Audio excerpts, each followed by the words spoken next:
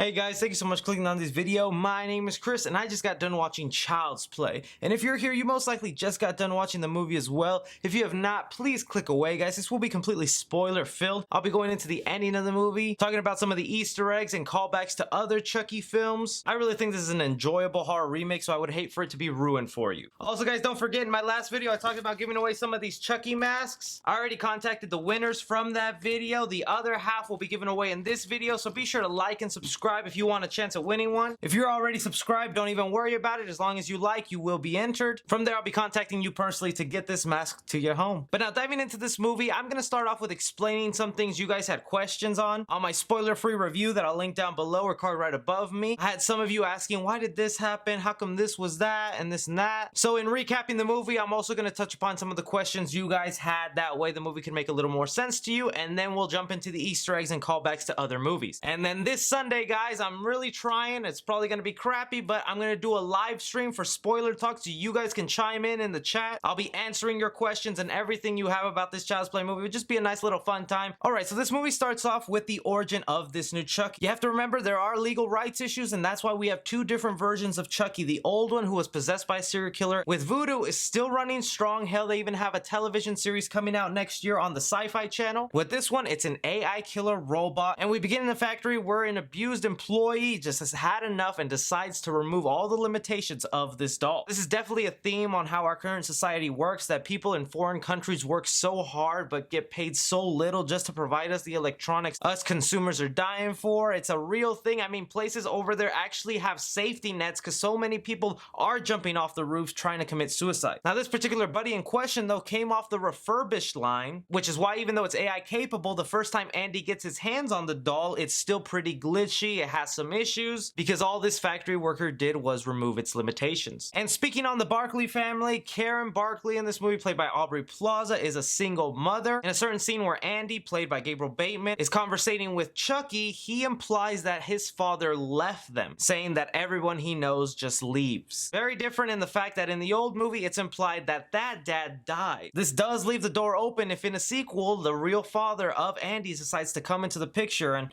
I wonder what Chucky will have to say about that. Still, it wasn't 100% confirmed that that was the case. It just seemed implied by Andy. The only reason I'm saying this is because all throughout the movie, there are certain pictures of the father in the house. And if a man decided to leave you and your kid, I don't think you'd really be hanging up his face around your home. But from there, we understand the motive of this new Chucky doll. Once it imprints on its owner, whoever opens up the box and gives it the first command, this doll now imprints on it and is programmed to love that human being no matter what. From there, the movie definitely jumps into some montages, much needed, that build this relationship with Andy and Chucky, stuff I really enjoyed. But we know with Chucky, all good things must come to an end as it eventually gets exposed to our modern culture of violence, profanity, and explicit media programming. Taking all that in, once Andy starts to shy away from the doll because it begins to act a little creepy, Chucky begins to kill off people one by one in order to be the one and only friend for Andy. We had the obvious person who was gonna get killed, the stepfather, for just being straight up rude to Andy. Great kill, by the way. Bites the dust with some broken legs and a face completely taken off, put onto a watermelon as a present to Andy. That really reminds me of like when your dog or cat brings you a dead bird. It's like, hey, I love you.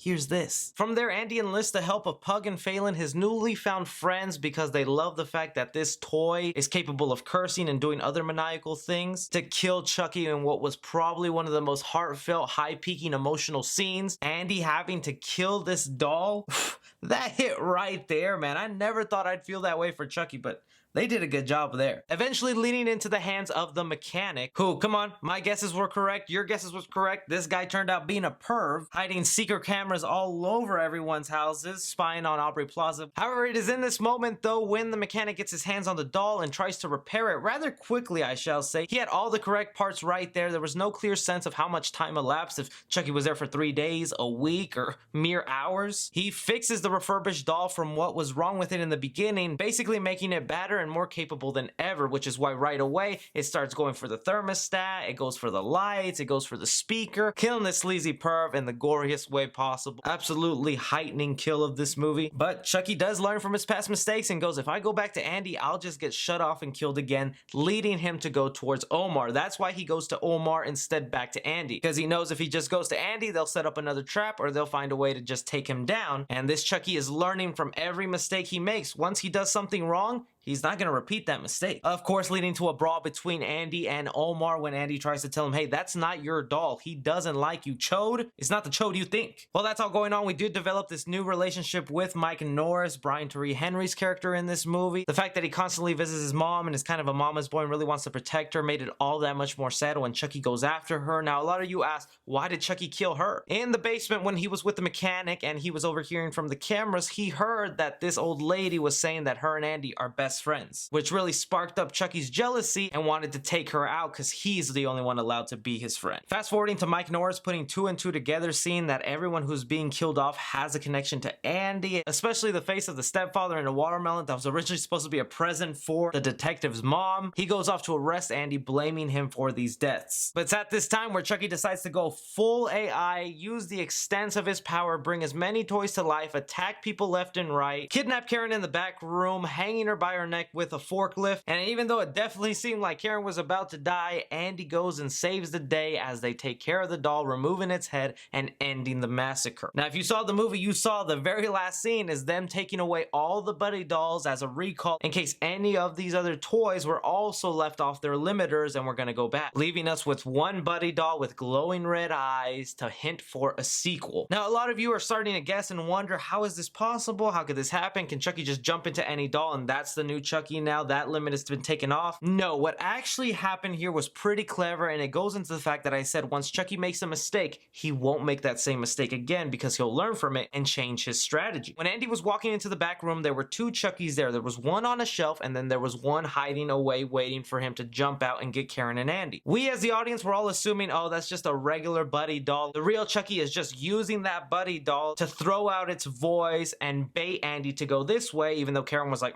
don't go that way. That's the fake one and it's a trap. Thus leading to the real Chucky popping out and them then killing that. I actually don't believe that Chucky waiting on top was the real Chucky. I believe that was another Chucky minion. A doll being controlled by the real Chucky that was safely on the shelf the entire time watching the mayhem. This doll understands that it's fragile, that it could die easily, that they know its weakness, and to be the one mainly in battle just seems dumb to him. So that is how Chucky survived by the end of it. That wasn't the real Chucky. That was one of the minions he was controlling, and the real one was right there sitting pretending to be a regular fake doll. Even though Chucky can control these other robots, their AI limiter has not been activated like his was when the factory worker programmed him. Chucky just can't jump from subconscious to subconscious like Ultron, because then we would just never really find a way to kill Chucky. He would just always be jumping around and it would be impossible. And for horror icons, you need a way to kill them and establish rules for your movie to work. Jumping to some of the Easter eggs in this movie, there were quite a few. I was actually surprised. Some of them weren't even connected to other Chucky movies. Some were just referencing other pop culture horror movies. Listing off a few, not exactly a horror movie, but still delves into the relationship of a boy and his estranged friend. It's no mistake that Andy in this movie is constantly wearing a red hoodie and that Chucky has a glowing finger. This is in direct reference to the E.T. relationship and how those two people found each other and did anything for each other because of their friendship, which is something they wanted to parallel in this movie. When we get to how Chucky got his name, which is kind of disappointing for me, just really random, we have Andy throwing out the name Han Solo, showing that he is a Star Wars fan, also connecting to the fact of the person who voices Chucky, Mark Hamill, who plays Luke Skywalker in the Star Wars series. We also have that big nod to the Texas Chainsaw Massacre 2, where Andy and his friends are watching the movie. Chucky is learning along to it, seeing that it's bringing them joy. The fact that this person on screen is ripping off the face of another person and then goes on to repeat it once he goes after the stepfather. And I guess not really an Easter egg, more of just a reference. They had Tupac mentioned there when Chucky stabbed him. One of the funniest things ever in this film. When we look at Andy's room, there's tons of Easter eggs in reference to the theme of this movie. He has old Nintendo consoles, stuff that he doesn't even touch anymore. That's to show how quickly we jump from one device to another with the luring theme of Buddy 2 in the background. Everybody just upset of like, why do I want this one? The second model's coming out soon. And then some posters to B horror movies like Killer Clowns from Outer Space and Return of the Living Dead. Two movies that had sort of the same campy vibe that that this Child's Play slasher did. Not even a bad thing. This movie was really fun. We also had this Andy Barclay hold up a bat and try to fight against Chucky with it, just like in the old 1988 movie where that Andy grabs a bat and trying to fight him. When in the warehouse and Andy is looking for his mother, a little cop car drives by him and it says the phrase, "Dead or alive, you're coming with me." A lot of you who might not know this is actually a reference to the movie RoboCop. The reason I find this Easter egg pretty funny and interesting is because Orion is working on a reboot sequel for RoboCop. It's said, in fact, that the profits made from this movie will go to making that RoboCop movie. But even when you take in the similarities of a human-robot hybrid and the police car, it's a really packed-in Easter egg. And then the one that probably got fans cheering the most, the very last line before they kill this Chucky, Brian Tyree Henry showing up and saying,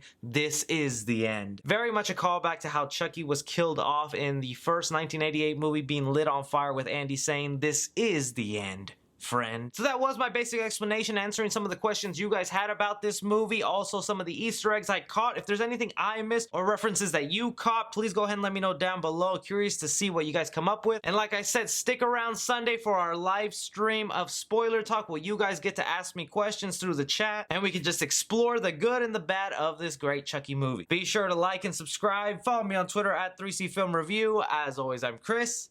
Take care.